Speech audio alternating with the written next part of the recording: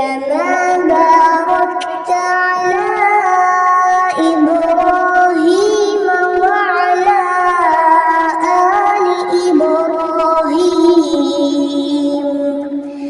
إنك حميد مجيد. بسم اللہ الحمد للہ والصلاة والسلام علی رسول اللہ رب اشرح لی صدری ویسر لی امری واحلل عقدۃ من لسانی یفقہوا قولی. ناظرین السلام علیکم ورحمۃ اللہ وبرکاتہ. سیرت النبی صلی اللہ علیہ وسلم انگلیوں پر اہم واقعات کو یاد رکھیے آسان طریقے سے 5 منٹ سیریز میں. سبق نمبر 8 جس میں ہم لیں گے 7واں 8واں اور 9واں سال مکی دور کا. یاد رکھیے ہم کو بایاں ہاتھ استعمال کرنا ہے اور اس سبق کے 3 حصے ہیں: حفاظت، بائیکاٹ اور حج میں دعوت. تو ہم لیتے ہیں پہلا حصہ حفاظت پر اتفاق بنو ہاشم اور بنو مطلب کا. نبی کریم صلی اللہ علیہ وسلم کے چچا ابو طالب جو کہ مسلمان نہیں تھے، ان کو محسوس ہو رہا تھا کہ مکے کے لوگ ان کے بھتیجے کو نقصان پہنچا سکتے ہیں. تو انہوں نے بنو ہاشم اور بنو مطلب کے خاندانوں کو جمع کیا اور کہا کہ بھتیجے کی حفاظت کا جو کام وہ اب تک تنہا انجام دے رہے تھے اب اسے سب مل کر کریں. عرب کی خودداری کے پیش نظر ابو طالب کی اس بات کو دونوں خاندانوں کے مسلم و غیر مسلم سبھی لوگوں نے قبول کر لیا.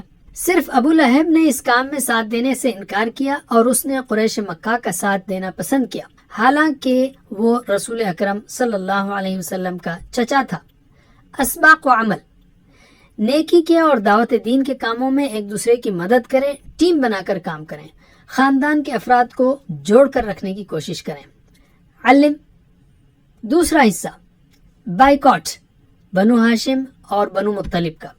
قریش نے جب دیکھا کہ بنو ہاشم اور بنو مطلب حضرت محمد صلی اللہ علیہ وسلم کی حفاظت کے لیے تیار ہو گئے ہیں تو وہ سمجھ گئے کہ اگر وہ نبی پاک کو قتل کرنے کی کوشش کریں گے تو خطرناک جنگ چھڑ جائے گی.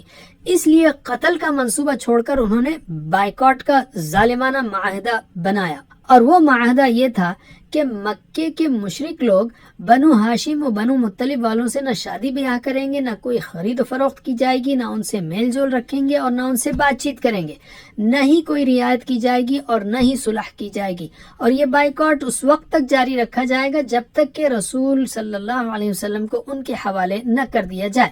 1 محرم سن 7 نبوی میں یہ تحریر لکھی گئی اور اسے کعبے کی چھت سے لٹکا دیا گیا. ابو طالب بنو ہاشم اور بنو مطلب کو ساتھ لے کر شعب ابی طالب نامی گھاٹی میں مقیم ہو گئے. اس گھاٹی میں رسول اللہ صلی اللہ علیہ وسلم اور صحابہ کرام رضی اللہ عنہم نے 3 سال تک نہایت ہی سخت حالات میں زندگی گزاری. اب ہم لیتے ہیں اسباق و عمل. دین کا ساتھ دینے کے لیے مختلف لوگوں کو تیار کیجیے. دعوت و تبلیغ کی راہ میں مشکل آئے تو اللہ سے دعا کیجیے کہ وہ صبر کرنے کی توفیق دے. علم. اب ہم لیتے ہیں تیسرا حصہ حج میں دعوت و تبلیغ. اس 3 سالہ بائیکاٹ نے بھی رسول اللہ صلی اللہ علیہ وسلم اور صحابہ کرام کے دینی جذبے کو کم نہ کیا. لوگ حج کے لیے عرب کے کئی مقامات سے آتے تھے تو نبی کریم اور صحابہ کرام ان لوگوں کے پاس جاتے اور ان کو اسلام کی دعوت دیتے. اکثر قبیلوں کا جواب انکار کا ہوتا تھا. اسباق و عمل: پیارے نبی صلی اللہ علیہ وسلم نے مشکل ترین حالات میں بھی دعوت کا کام جاری رکھا. انسان کے اختیار میں دین کی دعوت دینا ہے، ہدایت تو بس اللہ ہی دیتا ہے. تو دعوت دین کے مواقع تلاش کیجیے اور نئے اور بہتر طریقوں سے دعوت پیش کیجیے، چاہے وہ آمنے سامنے ہو یا سوشل میڈیا کے ذریعے ہو. ہر ہفتہ اس کے لیے کچھ وقت اور پیسہ نکالیے. علم. اب ہم لیتے ہیں قرآن کو. تیسرے دور میں یعنی 6 سے 10 نبوی میں 20 صورتیں نازل ہوئی اور اس کی اکثر صورتیں 17 سے 24 میں ہیں سوائے 21ویں پارے کے. اس کو کم از کم یاد رکھیے.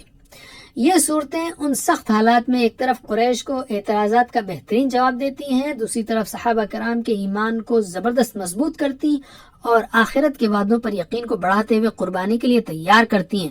ہم آج بھی اور ہر دور میں ان صورتوں سے خوب فائدہ اٹھا سکتے ہیں، انہیں سمجھ کر پڑھیے. ہم لیتے ہیں حدیث. صحابہ کرام رضی اللہ عنہم رسول اللہ صلی اللہ علیہ وسلم کی روزانہ کی زندگی کو دیکھتے تھے جو سیرت کی کتابوں میں ہے. ساتھ ہی ساتھ وہ آپ کی باتوں کو بھی ادب، شوق اور اہتمام سے سنتے اور اس پر عمل کرتے تھے. اس لیے آپ صلی اللہ علیہ وسلم سے محبت کا تقاضا ہے کہ ہم آپ کی احادیث کو پڑھنے کے لیے تھوڑا سا وقت ضرور نکالیں. تو ہم نے نبوت کے 7ویں، 8ویں اور 90 سال کے 3 اہم موضوعات سیکھے. اب بائیں ہاتھ کی دوسری انگلی کے 3 حصوں پر اس کی مشق کیجیے. حفاظت پر اتفاق، بنو ہاشم کا بائیکاٹ اور حجم دعوت، یا مختصراً حفاظت، بائیکاٹ اور دعوت. جزاکم اللہ خیر. اللہ تعالی ہمیں سیرت النبی صلی اللہ علیہ وسلم پڑھنے، پڑھانے، عمل کرنے اور پھیلانے کی توفیق دے. والسلام علیکم ورحمۃ اللہ وبرکاتہ.